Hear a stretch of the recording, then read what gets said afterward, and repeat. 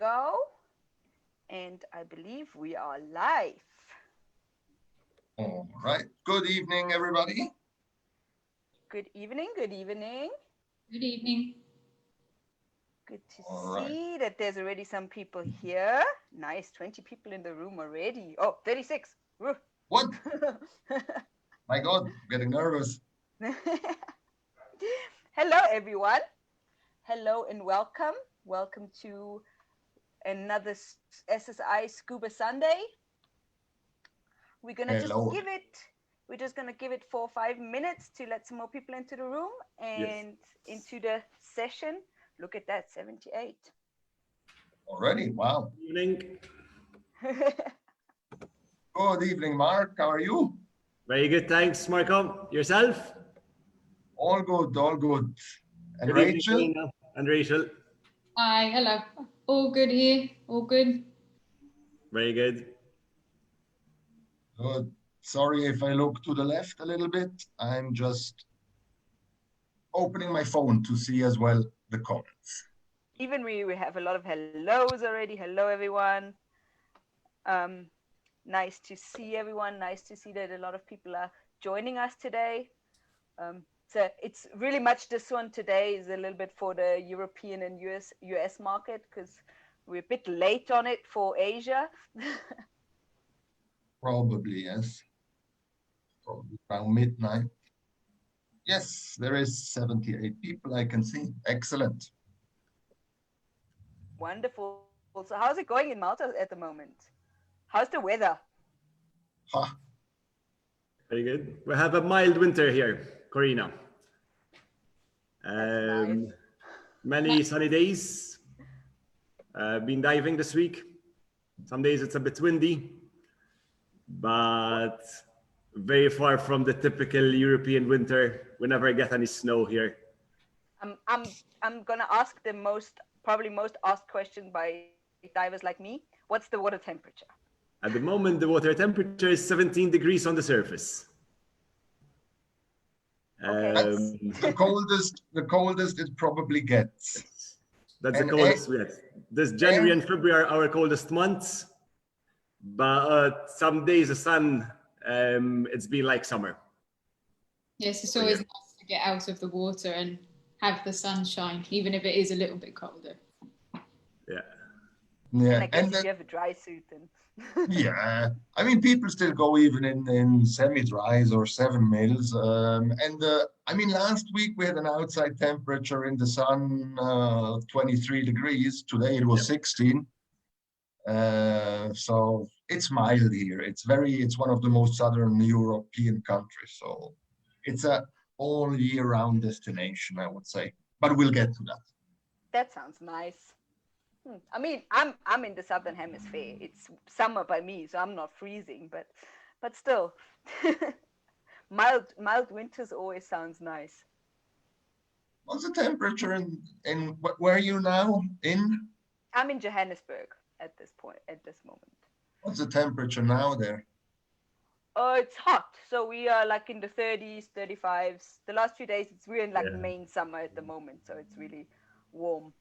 But yeah, I mean, if you go, it depends which side of the coast you go to. If you go to like Cape Town, the water is always cold, and people go diving in Cape Town with not even wetsuits. 13 degrees. All right, there's quite a few people from Greece, from Italy, from Southampton. I think from the name, probably from Germany or Austria as well. Frank. I think from Turkey, there's somebody. All right, there's quite a few people. So hello, everybody. Reading the commentaries now. Wonderful. I think, oh, look at that. Neil has joined us today. And we have Poland, Cyprus, Italy. Wonderful. Okay, I think we can get straight into it. Welcome, everyone, to our first real destination special of Scuba Sunday. This is one of many in the future. Is actually one new line we want to set up with these Scuba Sundays is we want to introduce everyone to new destinations, and we starting it off with beautiful Malta. I've only seen pictures, so I'm super excited. I'm really happy to be here and listen in. We have here obviously Marco, who is in charge for SSI in Malta, and then we have Rachel and Bez here, who are dive center owners in the region, so in Malta and Gozo. Hello. Hey guys. From here, I'm gonna let Marco take the lead and I'm gonna ask and read the questions for everybody. Please get involved. Ask your questions, write us your comments, tell us what you love most about Malta. And yeah, on the side, I want to just make a quick reminder for all the pros that are not SSI pros yet. Our We Want You campaign is running for another 6 days. So if anybody wants to become an SSI pro, We Want You, the campaign is still going. So just check it out on our website. All right. Thank you, Corina. So I will take over and run the show, or the slideshow, I should say, in a moment. So welcome to everybody to the Scuba Sunday, where we present, as Corina said, Malta, or the Maltese Islands, I should say, Malta, Gozo, and Comino. Please ask all the questions. I have Rachel and I have Mark here, and they will be the ones that I refer to when I don't know the answer, and I will integrate them anyway. So ask away. Let me see if it all works. Usually when you do a live, some stuff doesn't work. I'll try and share the screen and start with the presentation. There we go. All right. Working, yes. Is it working? Hey, Yes. there you go. So let's talk about the Maltese Islands, about diving and holidays on Malta and Gozo, and Comino, which is a small island in between the two. So I live here since 2.5 years now, and I really love it more every day. And it's not just because I have to say that I say it, it's because I mean it. It's really, really a nice place. So let's see. There we go. That's a beautiful aerial shot. And let me quickly displace my window so I can see what I've written. So Malta is a democratic republic. Again, Rach and Mark, you can, if I have written something wrong or if my information is wrong, you tell me, yeah? The surface is roughly 316 square kilometers, so it's not that big. Most of it, over 240 square kilometers, is Malta, then Gozo with about 60 plus, and Comino with a little bit over 2 kilometers. Population is just over 500,000. The main religion is Roman Catholic, and as you will see, the season is really all year round. You can come to Malta and visit Malta all year round. Every, let's say, season has its advantages. One specific thing, I had to get used to that, it's left-hand traffic. Let me go further. And one of the big benefits is that you can reach Malta from anywhere in Europe. And within probably the longest flight will be 3.5 hours, the closest one, 20 minutes from probably Sicily. So it's really a well-connected and well-established destination. Another thing that you will find easy, since 2008, euro is here as a currency. Malta is a EU member, so you will find a lot of things that you are familiar with. So it makes it all very easy. And if you go on the various, let's say, websites or on the info pages, you will see that Malta boasts 300 sunny days a year, and it is actually true. One thing that the second year running that I'm here, I realized somewhere in April, there is a last bit of rain, and then until October, it doesn't rain anymore, which I find quite, I find that quite funny. I think the first year I was here, there was maybe in July, 2, 3 half days where it rained a bit and everybody was like, oh my God, there's so much rain. And me coming from Switzerland or Northern Italy, I was like, well, that's no rain. So I mean, Mark and Rachel, is that really, if you look back in time, because I'm here only since 2.5 years, is that really always the case? Yes, Marco. The Maltese Islands, since they are located in the very south of Europe, we're in the heart of the Mediterranean. We're very lucky that climate-wise, it's very generous with us. 300 sunny days is also generous. It could be even more. The very strong diving season will easily start in March and keeps on going until December. So our winter is very short. And even though, for example, at the moment, this is our winter, we still get many sunny days over here. Yeah, definitely. Yeah, so diving's still lovely at the moment, although it's technically, now we're into our two coldest months, January and February.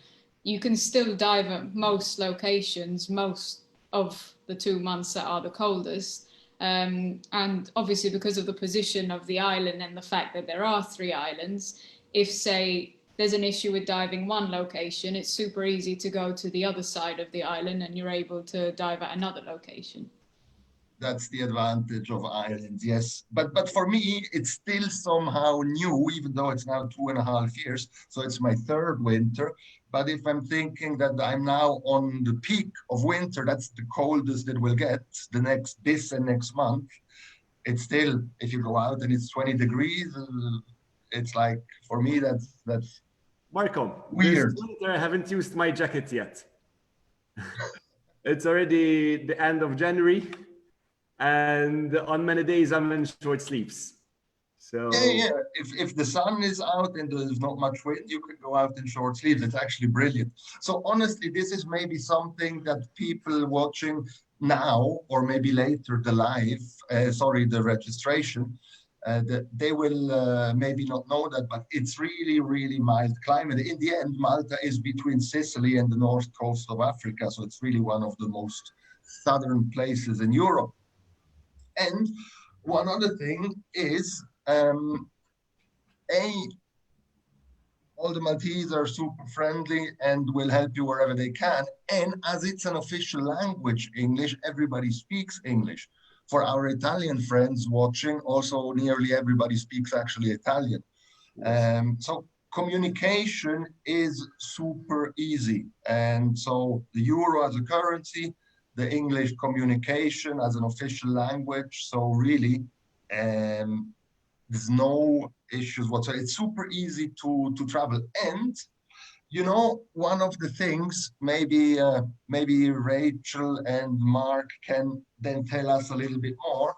But when I got my job to come here as a SSI representative, sometimes people would say, "Oh, but you know, the food is not so good." And since I'm here, I realized the food is actually brilliant. A, the Maltese food I really got to love, and B, nowadays you have everything. It's so Mediterranean. So was it like 10, 20 years ago different, that food was a little bit less, I don't know how to say, less on the menu, if I can say so?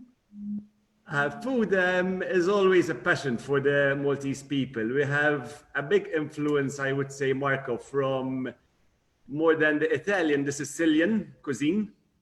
So the Maltese cuisine is based a lot around seafood and pasta. With a Maltese twist, olive oil is used on all our plates. Capers and olives being Mediterranean and very commonly found on the islands. They are used together with our traditional cheese when it comes to starters, sun-dried tomatoes, a very good variety of dishes. You will definitely be eating very well over here, because that's one way how to keep a Maltese person happy, by giving them good food. guys are making me hungry now. Come on. Size is Oh, but go ahead, Rachel. There's no such thing as a small portion here. A starter portion is not your regular starter portion. Honestly, this is not a sales pitch. It's ridiculous, the portion they have here. I cannot believe the portions you get. And sometimes, me, I'm a big guy and I like to eat. Even me, I struggle to finish. So this misconception I had in the beginning, because some people said, yeah, the food is actually quite the opposite, because nowadays it's international. So you can find your, your Chinese, your Thai, your Italian, your whatever. But the cuisine itself, the Maltese, is super good. So honestly, you will find a very good Mediterranean cuisine. And for the people that come here, I mean, you can rent cars, you can rent bikes, that's all quite easy. I think personally, the bus system is quite good in terms of you buy a ticket and it's valid for a certain amount of time. I think two hours. And in winter, I think it's 150. And in summer, I think it's €2. But you can go from A to B to C. You can get off on buses. And so I found that quite good. And the hop on and hop off buses are really quite cool. For the ones of you that want to drive by themselves, be aware that it's a small place, that it's crowded with car place, and that it's very Mediterranean style how you drive. So it's fun to drive here. Or would you add something to that, Mark and Rach? That was a very nice way of putting it. A Mediterranean style of driving. I like that. Exactly, yeah. No, but I mean, we have our understanding on the roads. There's a mutual understanding between drivers. Exactly. So yeah, it flows in our own way. Yes, yes. So honestly, Malta and Gozo and Comino, okay, on Comino you cannot really drive, but Malta and Gozo are small. You get around with a rental scooter very easy. You get around with a rental car or the buses. Something I would highly recommend, to be honest, Marco. Having mobility, your own flexibility to move around the island, your own transportation. Once you're here, you can see all the two islands because, as you said, Malta and Gozo, they are connected with a road system. On Comino, you can visit the island on foot. And whether you've got a car or a bike, the two islands can be visited in a full week. You can see all the corners, the secluded beaches, and the historic and cultural places. Yes, yes, definitely. So it is very nicely done. Let's say it's easy to get around. We've also got those. We've got the e-cars and the e-scooters now, so you can drive around in a more eco-friendly way too. Yes, correct. Electric bikes and electric scooters. Yes. Yes, and. Now, looking at this picture, obviously, we have to talk about diving. One thing that really blew my mind, and I did a lot of diving in a lot of famous places, is the clarity of the water. So let's talk a little bit about diving in Malta and Gozo and Comino, because there's just as much. Now, in the end, you see, there's loads of dive sites. In the end, I always find it quite funny. Me, I say you can jump in anywhere around Gozo in Malta and it's a dive site. But let's say there's over 100 registered dive sites. If I look at the 5 to 80 meter depth range, it's even not true. There's wrecks at 120, there's a wrecks deeper. It's the full depth range. We're going to talk about shore dives and boat dives, where Rach and Mark will tell us much more. I think also an advantage is there's not a huge tidal movement. Okay, there can be currents, but generally you can say there is no strong currents. And the underwater scenery is really dramatic, and the wrecks and caverns are actually amazing. I mean, honestly, I didn't realize how many wrecks there are. since I'm here, I think they opened about once 8 and once 3. I think in 2.5 years, they opened 11 new historical wrecks from the 2 wars.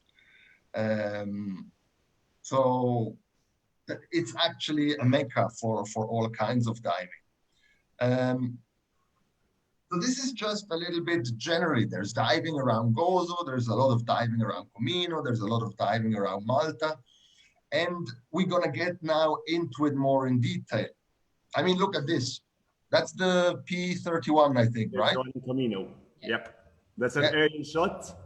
The top of the wreck, there can be seen when you're on the boat.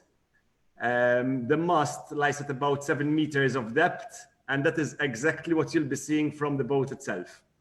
And the bottom is around 20, no? The bottom, the seabed, yes. It's 20 meters deep over there. That is an artificial reef. It was scuttled on purpose, a project coordinated by the Malta Tourism Authority to regenerate marine life around the Maltese islands. And it used to be a patrol boat that is now ideal for all levels of scuba divers, it being at 20 meters depth. Even water divers. It's like, I mean, this shot is just honestly amazing. And that's what you, I think the next shot afterwards is one of the P31 underwater. Right? Yes, there's 2 shots of it underwater. And honestly, how to say, the clarity of the water is honestly amazing. So this is the P31, which is a wreck that lies between the 2 islands, it's closer to Comino in the end, right? Yes. And that's it's very close to the Blue Lagoon in Comino, the very famous Blue Lagoon. Yeah. It just lies outside it. By boat, it's only 2 minutes away from the Blue Lagoon. So this is a wreck for everybody. And now this one is a very famous wreck. It's a split image. It's 2 images. So this is the El Faroud, which actually is also in Malta. And on this one, Mark will tell us a little bit more because it actually has, it's not, let's put it like this. Mark will explain it better. It's not torpedoed, let's say, but it has actually a tragic story behind it. And tell us a little bit more about the El Faroud because it's very famous. Very good. So basically, Marco, the El Faroud used to be an oil tanker. It used to do trips between Libya and Italy. It came to Malta to the dry docks in 1995 to do some repairs. And unfortunately, we had the biggest tragedy after the Second World War. It was February. I remember it clear because there was a gas explosion on the ship. Unfortunately, 9 people died on site. The damage was so big that the ship was written off. It couldn't be used anymore. But then it was bought by the Malta Tourism Authority, part of the same project, and scuttled in the south of the Maltese islands as an artificial reef. The El Faroud measures 105 meters from bow to stern. So it's a playground for scuba divers. It would be ideal since it lies at a maximum depth of 34 meters. We highly recommend our divers to be SSI Nitrox certified because like this, they get the benefit of doing 2 good dives on the wreck. The bow, the front part of the wreck used to be the gas deposit, whilst the stern used to be the cabins, which is also ideal for wreck penetration. As we can see on this photo, it's very popular as well with technical divers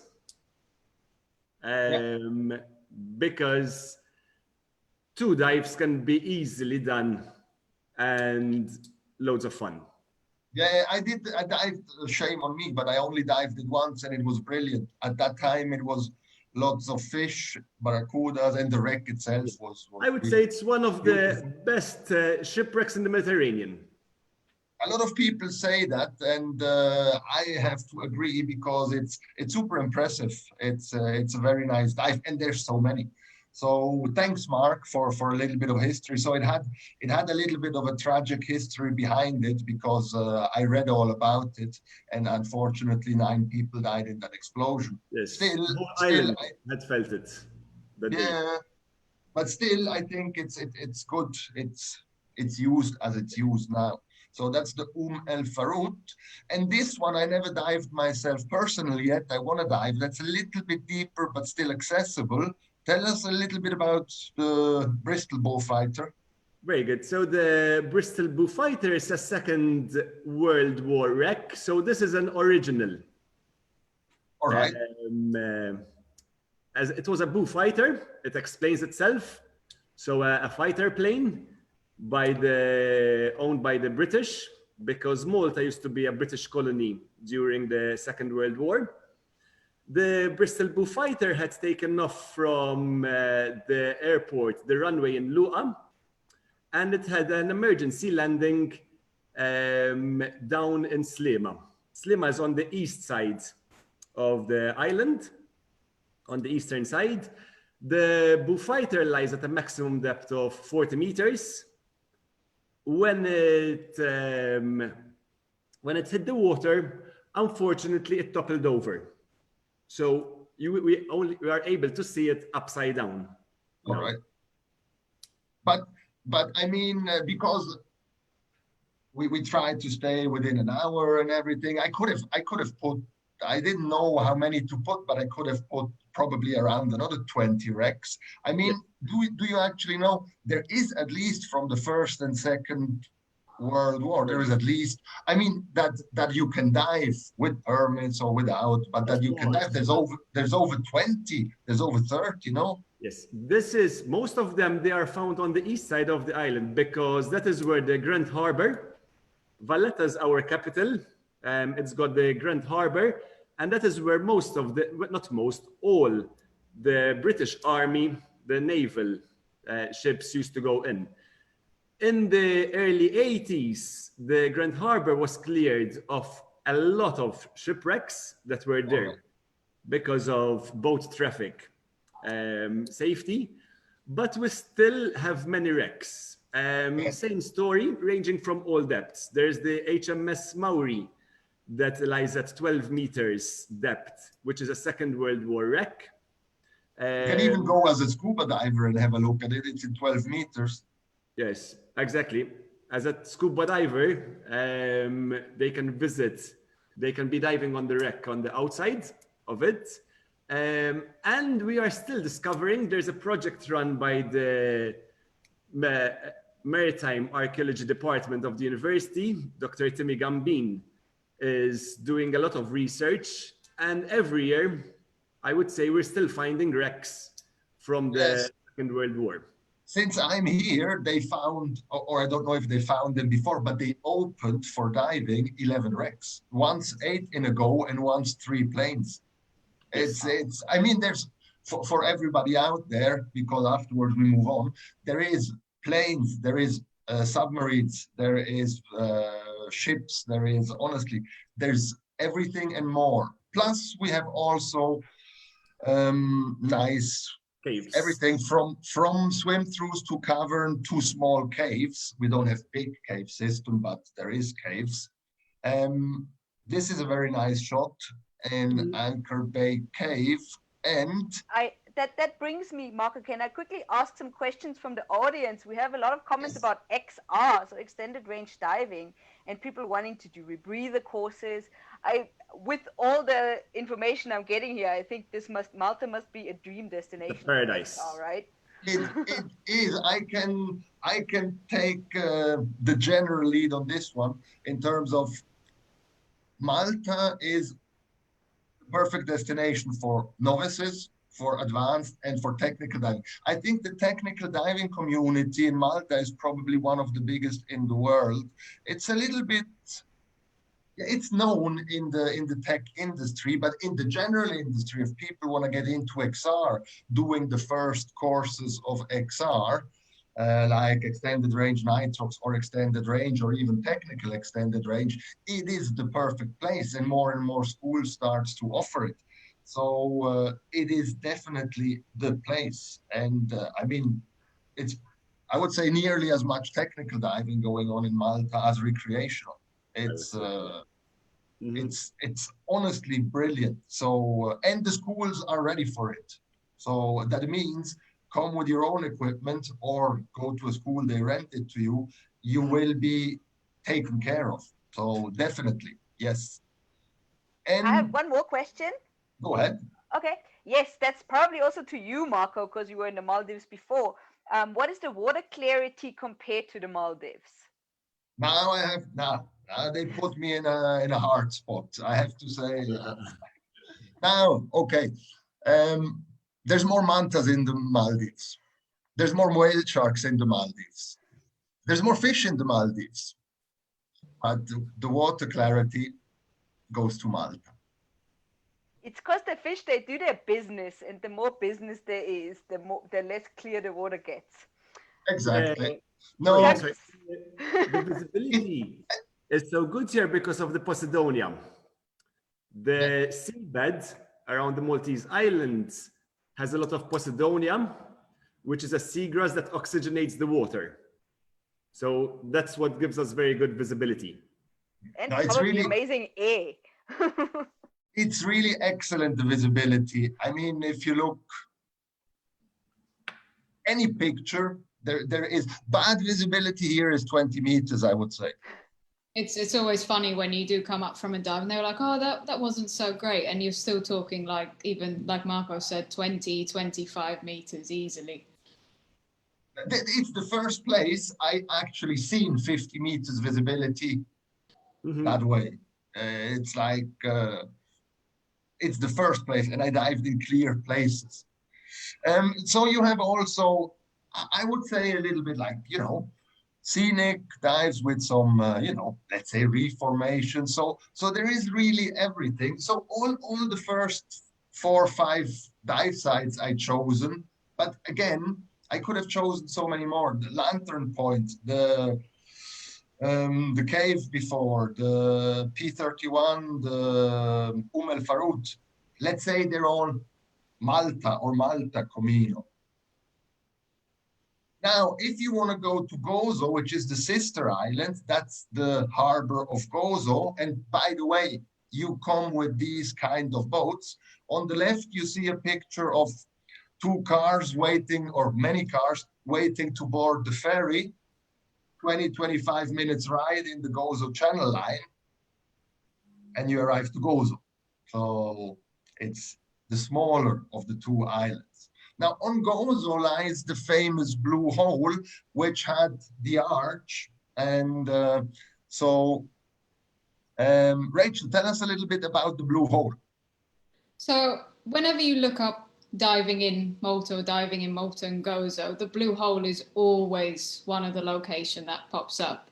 It always seems to be on everyone's list, and with good reason as well.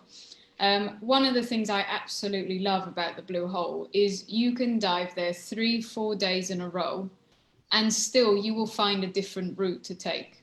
The Blue Hole basically lies down at 15 meters. That's where the bottom is. So again, what's really cool about that is it's accessible for a number of different levels of divers. So you don't have to be a super advanced diver to dive this dive site. As you get down to the bottom, you'll notice that there's a small cave that you can have a little look around in, and the water is beautiful and crystal clear over there as well. And then when you head out of the Blue Hole, there's varying depths, so you can stick to open water depth limits, you can go down deeper to advanced depth limits, you can go to deep spec or technical depth limits as well. And because we had the arch, so the Azure window, that collapsed when we had quite a bad storm. Although we've lost that on the surface, now underwater's created this really cool underwater mountain range with like a series of swim throughs. And because it's still relatively new, it actually looks like an underwater mountain range with sort of jagged rocks and everything. So although we've lost it on the surface, you can now see it underwater as well. There's a really cool chimney that you can access towards the end of a dive, where it takes you up into what we call coral gardens. And that's a wicked little safety stop as well, because there's often little things like octopus and cuttlefish and maybe some teeny tiny nudibranch to see as well.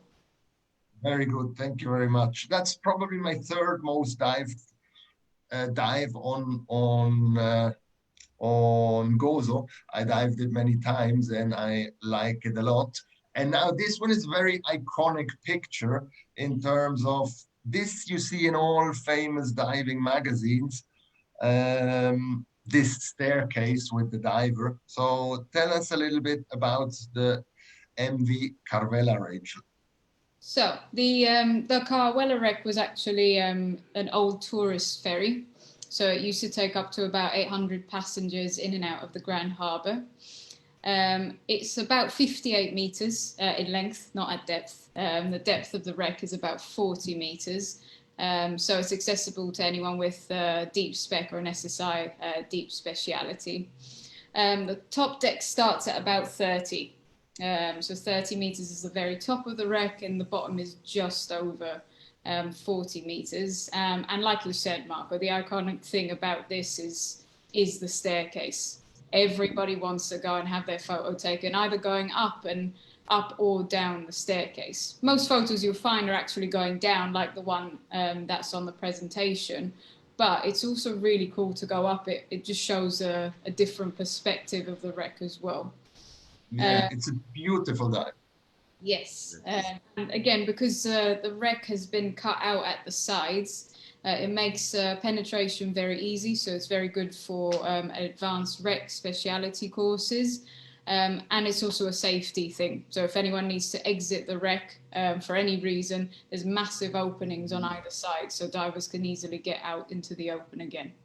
That's also one thing that impressed me in a way about Malta. I mean, you have by default so many historical wrecks, and still the whole community gets together and governments, and they sink ships for diving and, prepare them correctly, scuttle them correctly and everything. So that's another thing that is really positive about Malta. And by the way, the Carvela is the most dived from my side because it's really close to where I live, so I often go there. And this is also a very cool dive site. The picture on my right, where you see the diver looking at us, is looking into this passage, the inland sea, and the picture to the left with the two divers with the torch and a camera is actually the underwater view. So, Rach, few words to the inland sea. Yes, so the inland sea is an 80-meter long tunnel. It's actually round the corner from the Blue Hole. So for some of our longer dives, or for any divers who are better on their air or looking to do longer dives, you can actually dive right round. So you can dive right round from the Blue Hole to the inland sea or vice versa. The really cool thing about this tunnel is you look out into this amazing crystal clear blue water. So just as you descend, there's a little ledge that you head down onto, and almost immediately, even if you don't have your torch on, you can see at the end this bright blue water. You can turn left or right once you get out of the tunnel. So if you turn left, that will take you round to where the Blue Hole is, and you can also see what we call the Azure Alps over there. Or if you turn around to the right, you can head over to Whale Cave, again, depending on certification and depth limits. Again, along the side of the wall, this is a really cool place to look for nudibranch. This dive site is not so much for marine life, but it is for the incredible topography of this 80-meter long tunnel. That's basically what people come here to see. Yes, it's a very, very nice dive. Then I'll take over a little bit. Generally, there's a lot of SSI dive centers on both islands. Basically, we have free diving schools, we have extended range schools, we have dive centers, and there is basically, as we speak, I think 28 and growing. Soon there will be a few more. Go on the dive center locator, put in Malta, and you will see all the dive centers. Basically, here I can tell everybody, go to divessi.com, click on the center locator, type in Malta, and then on the left, you see all the dive centers. On the right, there is, let's say, the geolocation of them. And if you click on any dive center, then you basically can contact them. So all the dive centers do a good job. So there is, I think you will see it on the dive center locator. I think it's 28 and soon a few more. And so there is plenty of options. So there is loads of them. Yes, obviously. Also, if you go onto my dive guide, which is quite cool, if you go onto my dive guide, you also have not just the dive center, you still will have the dive centers, but you have also information about the country. So basically, if you didn't know yet, my dive guide is the world's largest dive spot database. Let's say it's like a TripAdvisor for diving. And you can go and look for destinations. You can go and look for marine life. You can go and look for dive centers or countries or anything. Usually what people do is they go and put in a name of a country, and then the country pops up, geolocates there, the dive centers pop up, you can contact them, but there's information about the country. So this, if you didn't know, is a really, really excellent tool. So you just go on the SSI website or the Dive SSI website.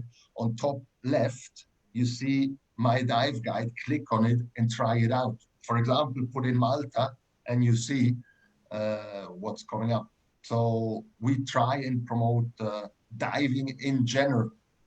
Now, we're going to get Rachel and Mark a little bit more involved again. A lot of people ask me, and I find it quite funny, because wherever I worked before, I always dived from, let's say, shore or boat, but shore diving for me meant the dive center is on the beach and I walk in.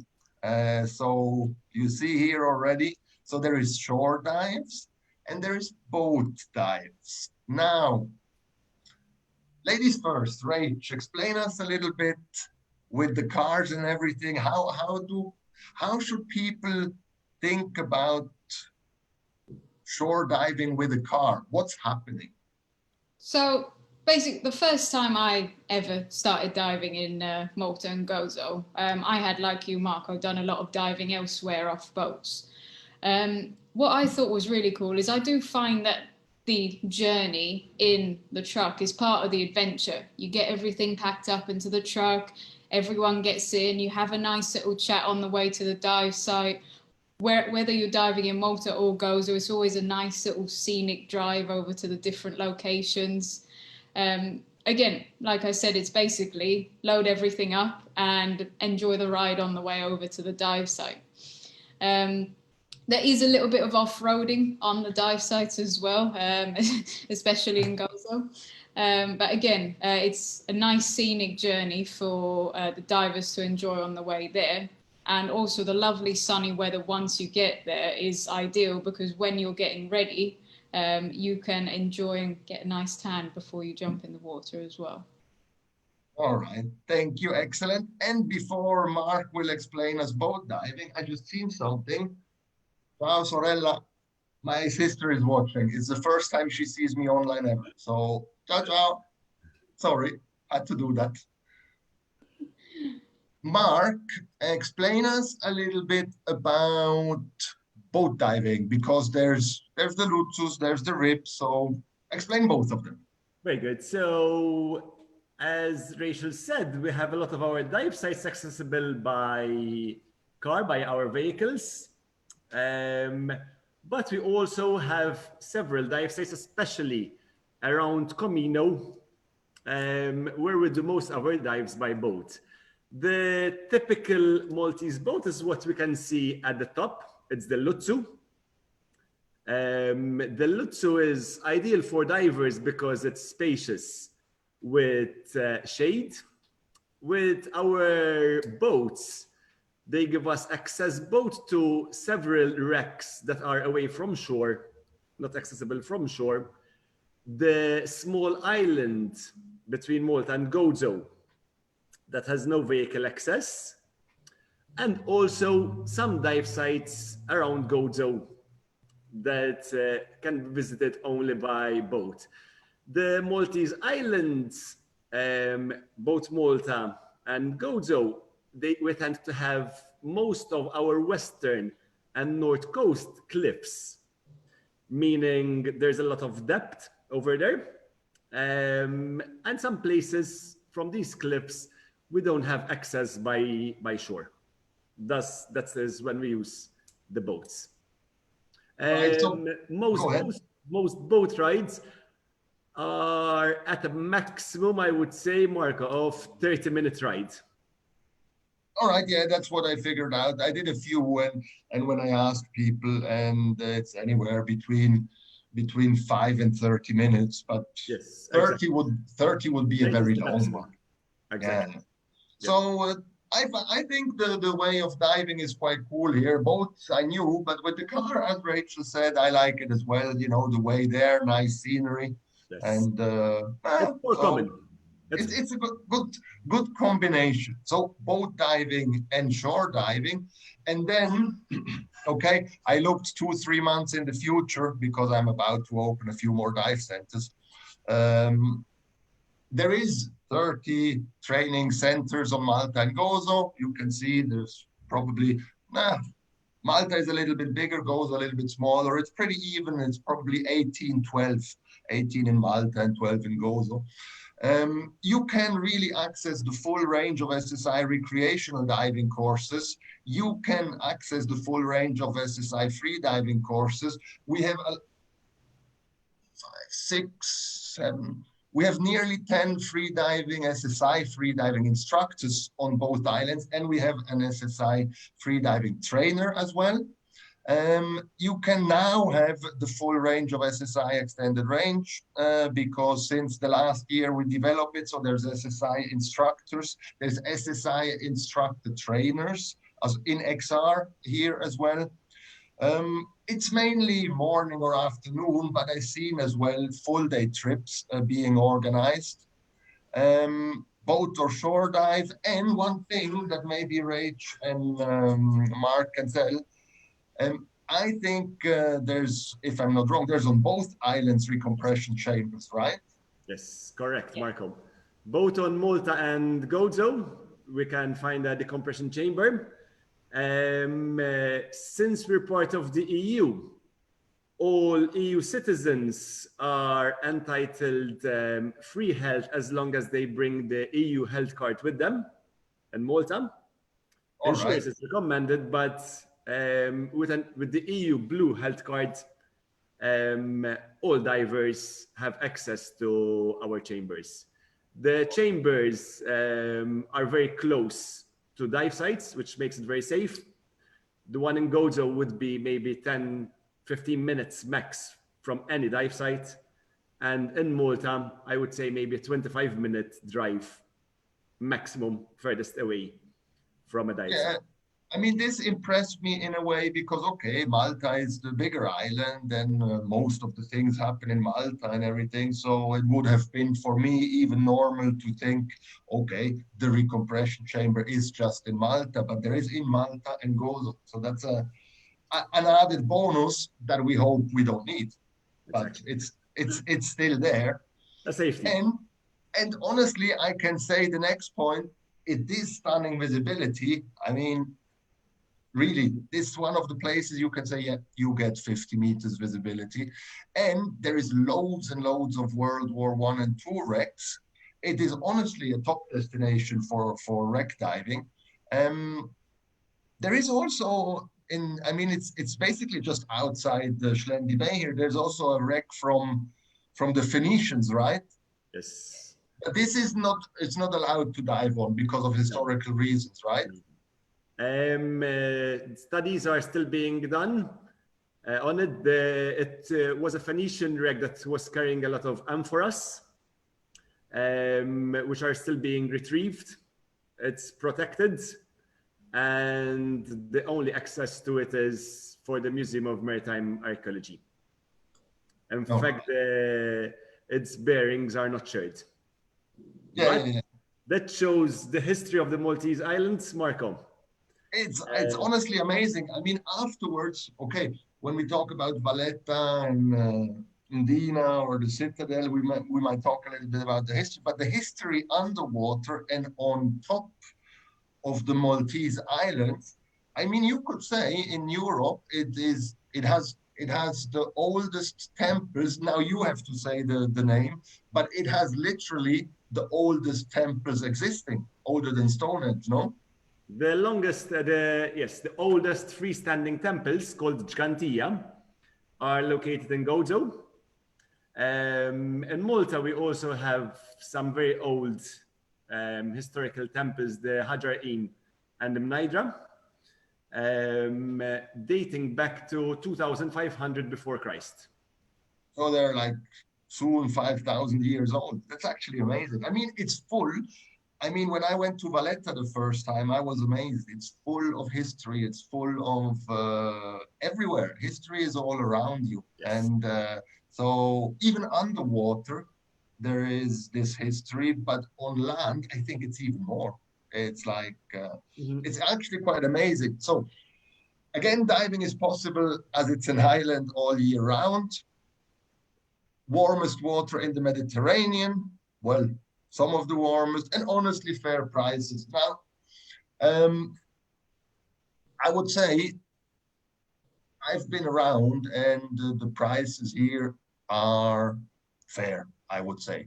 I don't want to mention any specific price, but I would say prices here of diving are fair, of costs of living, me living here are quite fair. Accommodation is also, it's not a, would you both agree if I say it's not a like a high price destination? Maybe let's put it like this. No, it's definitely one of the more affordable destinations, and part of the fact that it's easily accessible from most places in Europe, like you said earlier, but with a 2 or a 3.5 hour flight, that makes it even more affordable and accessible to divers. Yeah, exactly. I mean, in the end, I encourage people always go online, check out prices, send messages, because I just want to present Malta as a destination. I don't want to say specific prices, because I can say they are really fair. It varies. It varies, but it varies in a range that is really good. Exactly. So let's talk a little bit about other activities, because Malta, I mean, in the end, I would like that people realize that you can come here. You're single and young, come to Malta. There is nightlife, there is fun, there is anything you want. You're a family, come to Malta. You can rent a farmhouse, you can do family stuff. You're diver and non-diver mixed, come as well, because the divers can go and dive, and the other people can do cultural things, culinary things, other activities, historical things. So let's have a look at a few things. I mean, a lot of people ask me, yeah, but in Malta, there's no beaches. Okay, there's a lot of cliffs and rocks, but there is beaches. So Rach, starting in Gozo, there is beaches with sand, right? Yes, so we do have sandy beaches. So we've got Ramla Al Hamra, which is possibly the most popular sandy beach. It gets its name from the sort of reddish sand color that's on the beach. That's what Hamra means. Ramla is basically sand or bay, and Hamra means red. And this is a super popular spot in the summer. And even in the winter as well, you get people going over and just enjoying the scenery. You've got Mjarashini's more sort of pebbles. It's not super sandy, but again, it's not a rocky or cliff edge. So there's a number of different spots that people can visit as well. You've got places like Dahle Orot, which is a little bit further afield. So if you want to go exploring, again, it's only a 15-minute drive, but because it's not right up on the popular list like Ram El Hamra, you might get a little bit more space during the more popular summer months, which would be July, August, and September. But yes, it's a very common misconception that we don't have any sandy beaches. We do have sandy beaches. We just also have a lot of rocky beaches as well. Yeah, which are beautiful as well. I mean, that's one of the attractions also of Malta. But in Malta as well, there's sandy beaches, right? As well, yes, Marco. Most of them, as I said, they are on the eastern coast. Some of them are secluded. Some of them are very easily accessible, with bus stops right across the road from the beaches. They all offer services, be it umbrellas, sunbeds, and kiosks for food, warm waters, and very safe because all beaches have swimming zones protected from boat traffic. All right, there you go. So there is as well sandy beaches.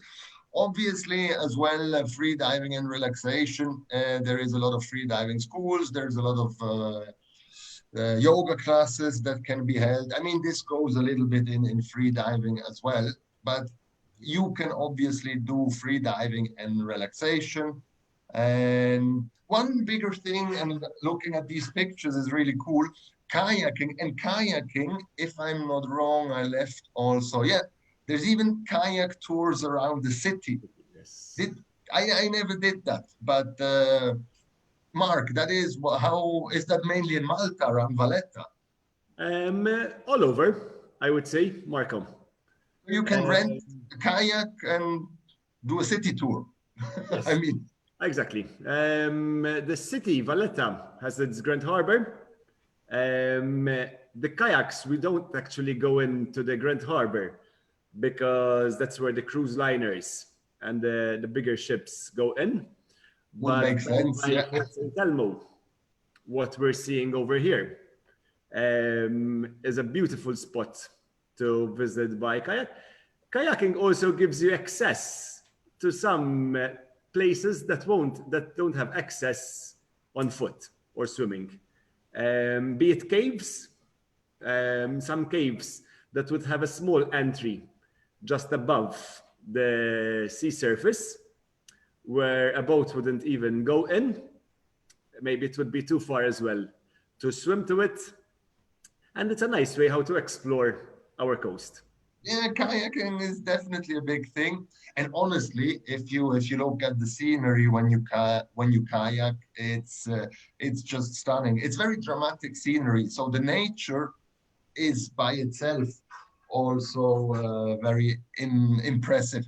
And obviously, as it's island, sailing and boating is done like anywhere. You can rent boats. SUP, I've seen quite a few getting more popular. I mean, you can just say if you have something to say, but I mean, people know what SUP is. There is some climbing clubs for the more adventurous ones. I'm not made for climbing, so I'm not going to do that. But it's a very popular sport as well here. Marco. I see a lot of climbing clubs as well. Yes, and to be honest with you, we get a lot of scuba divers that are also rock climbing fanatics. Really?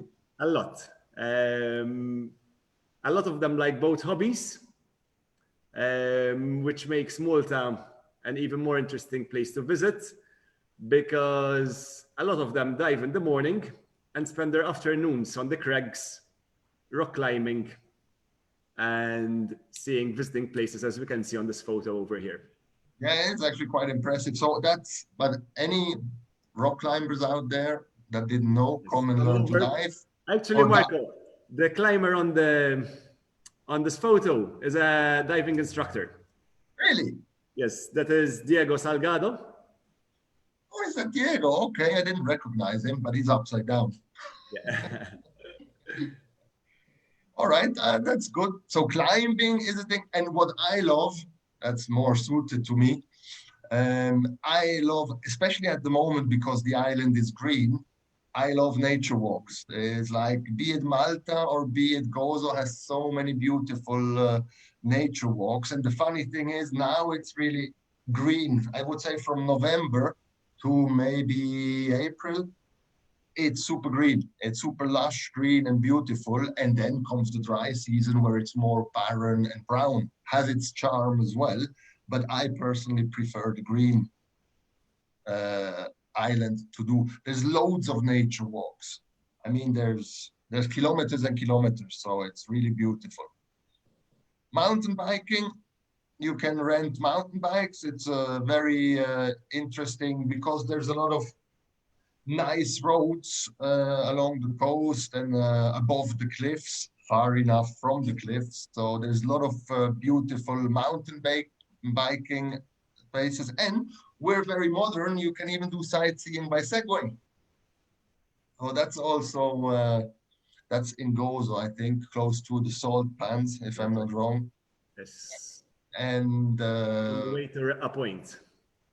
yes, exactly. So there's a lot of things. And then, I mean, Valletta, even if you're a non-diver, Valletta, you have to visit. It's so beautiful. Well, it is a must, I would say, Marco.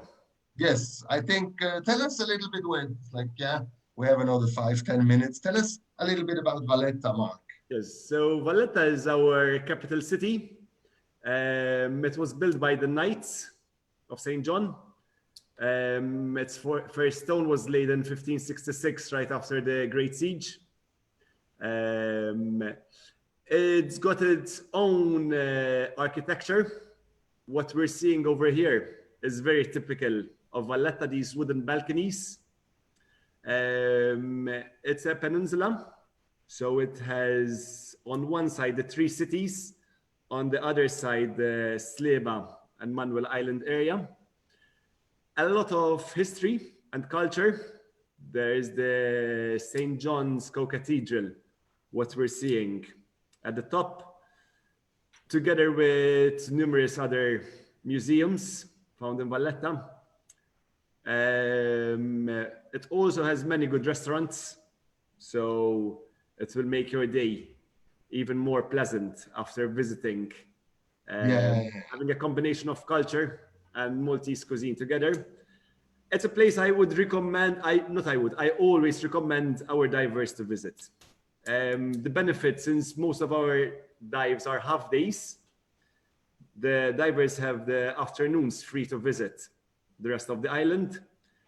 Valletta being the top of the list. Some other places which you might see also, yes, that's Mdina. Mdina used to be the capital city of Malta. Before that, we can see it's also surrounded by bastions. It's one of the highest points on the island. It gets almost a 360 view of the Maltese coast. It's called the Silent City as well, no? It's called the Silent City, yes, because no vehicles are allowed in, only the residents, which are maybe around 500. So it's a very small place. It's not actually a city. So it's a very small village, not even a village, well. Different architecture. What's different in Mdina is that whilst Valletta has a parallel structure of roads, Mdina, it's all windy roads, because that goes back when wars were fought on horses, and they could easily escape from the enemy's sight through having windy alleys. They could easily escape. All right, very good, thank you. And let's take one last one in Gozo as well. Rach, tell us a little bit about the Citadel. So the Citadel is located in Victoria, or Rabat. Rabat and Victoria are the same place. It's basically Gozo's capital. And it is, again, just like Valletta and Mdina, you can't come to Gozo and not visit the citadel. You'll notice the lights in this photo, and this is what the citadel looks like every single night. So no matter which point you are in the island, if you've got a view, you'll be able to see the citadel. Like Mdina, it's got 360-degree views, so it's really cool to go up and look around during the nighttime and during the day. And especially when we have our festas as well, you can watch the fireworks from there, which is awesome. Again, it's one of the older cities. You walk around it and you'll be able to visit a number of museums. There's a church located there, like every single town and village in Gozo, there's a church. So it's definitely a must-see. And again, another thing that's really cool about it is there's no entry fee. So you can walk in anytime, day or night, and you can enjoy it. And there's also some World War II shelters as well that you can visit. They were recently renovated and reopened. So there's plenty of stuff to definitely spend easily half a day to a whole day wandering around. And having a coffee and one of our local pastizzi, which are delicious. Yeah, it's definitely nice. I actually live very close to the citadel, so I've seen it many times already. And now, all right, now we look at some accommodations. Now here I have just a few slides that say there's a variety, like resorts, like city hotels, farmhouses, boutique hotels. In Self-catering Malta, apartments as well, Marco. yes, exactly. So let's say in Malta, what does your diver choose mainly? What options do they have? Yes, all these options are available here. It always depends on the taste of the diver. As I said, they vary from self-catering apartments to hotels and restaurants. Farmhouses, they are more common in Gozo. So everyone has the choice whether they want to be catered for, having breakfast and meals Exactly. included. So I could sum it up like this, Rachel. No, if like any dive school will basically sort out the accommodation for the potential customers, regardless if they have their own accommodation or not. That's quite common in Malta and Gozo, right? Yes, it's very common. We do get a lot of requests for diving and accommodation, and the requests vary. Some people want 5-star accommodation, some people want more budget accommodation, some people want breakfast included, some are happy with just an apartment that they share. And again, the locations vary. If people want to spend a little bit less, they're happier to stay further away. Or you can stay, some dive centres actually have accommodation right above them. So you can stay right above or right round the corner from the dive centre most of the time. So it's a really easy thing. If you have your accommodation, you pick the dive centre. If you know you want to come here and dive and don't have an accommodation, you have the dive centre sorting it out for you. Exactly. All right. Yeah, that's probably the best suggestion. Just contact the dive centers. And to close up, so obviously, you can go on the normal websites to know more about Malta. You can go on www.visitmalta.com. There's all relevant information, safety updates and COVID measures, travel updates and useful tips, but we're gonna have a quick chat about that as well. You can also go to the Malta Tourism Authority Facebook page, and they will also have quick and ready available information. They have nice pictures, they have travel updates, they have many useful tips. It's a Facebook web page, so it's very interactive. And let's talk a little bit as it stands now. We all have the problem since a year ago that, COVID-19. Malta was in the beginning, I would say, very good. Closed the airport, had it all under control, and we opened again in July last year. And as it stands now, travel is still possible, diving is still possible. No restrictions in terms of you have to have at the moment A mask? yeah, a mask. It's You have compulsory. you have to have a test upon arrival. If you don't have one, you have to do one. But flights are still going. Tourism is slow anyway at this time of the year, but it's still going.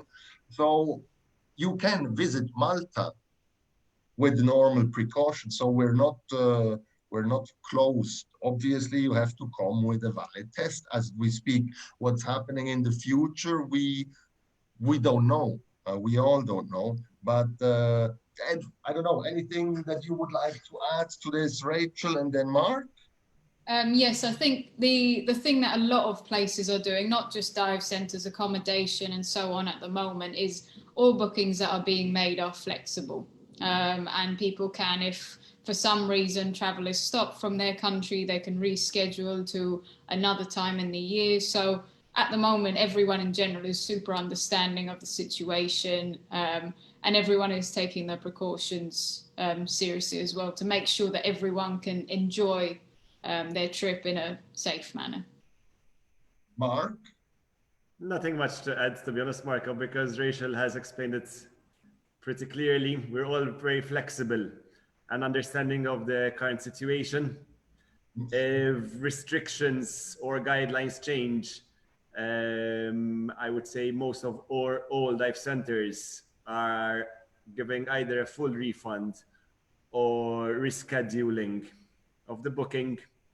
It's beyond our control, but I would say we are very service orientated and we want to give the best experience to all the divers visiting us. But Agatha just has a question. Any quarantine? Well, you have to come with a valid test. It changes, Marco. This is something that fluctuates a lot. What is at the moment, yes, as was recommended, the Visit Malta website, the MTA's website, will guide all tourists Exactly. on the restrictions there are. What is there at the moment might not be applicable in a week's time. Exactly. But as it stands, you can fly to Malta. The businesses are open. You have to wear a mask and you have to have a test upon arrival. And you have to arrive with a test. So restaurants are open. Restaurants are open and dive schools are open. Everything is open. I mean, we'll see where it goes. But this is what we can say now. I see Lev Vander asks, when is the best time to visit and dive in Malta? Can be one of the closing questions because we're already 1 hour and 5. I personally... Best time? Yes. But, I mean, this is, okay. In less than a minute, we all say our best times. Mark, what is your best time to visit? And my favorite time, Marco, would be personally September, October. All right, Rachel. October, because the sea would have gathered a lot of warmth throughout the summer.